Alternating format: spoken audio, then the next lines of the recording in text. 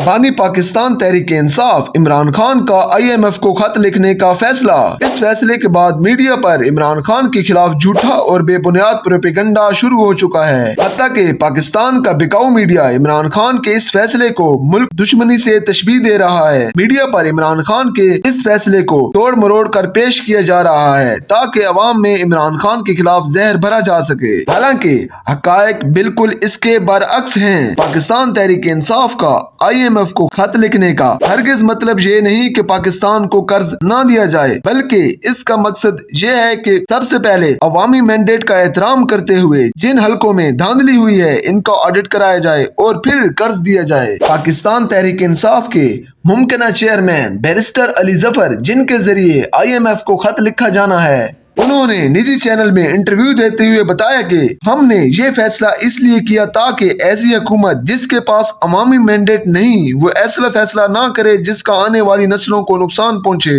बेहतर यह है कि IMF को ऐसी हुकूमत से मामला तय करने चाहिए जिसके पास अवामी मैंडेट हो, क्योंकि IMF के चार्टर में लिखा हुआ है जिस मुल्क से वो बात कर रहे हैं वहाँ जमहूरियत है कि नहीं, इलेक्शन हुए हैं कि नहीं। इसलिए बेहतर है कि पहले इंतखाबात का ऑडिट कराया जाए। बैरिस्टर अली जफर ने मजीद कहा कि मैं आपको यकीन दिलाता हूं कि हमारे ये फैसला अवाम के हक में ही होगा। अगर हमारे इस फैसले से कौमी इंटरेस्ट को नुकसान पहुंचा तो हम ये फैसला वापस ले लेंगे। इसी तरह सीनियर सहाफी और मारूफ यूट्यूबर समी इब्राहिम ने भी अपना तजिया देते हुए कहा कि एक बहस शुरू है और हुकूमत के लिए हमायत रखने वाले बयानियां बना रहे हैं कि इमरान खान को नहीं चाहिए था कि वो कर्ज रुकवाने के लिए IMF को खत लिखने की बात करता और इसको मुल्क दुश्मनी से ताबीर किया जा रहा है। ये भी इल्जाम लगाया जा रहा है कि जाती मफादात को मुल्की मफादात पर तरजीह दी जा रही है, लेकिन ये मामला इतना सादा नहीं है। सारे हालातों वाकयात का जायजा लेना होगा,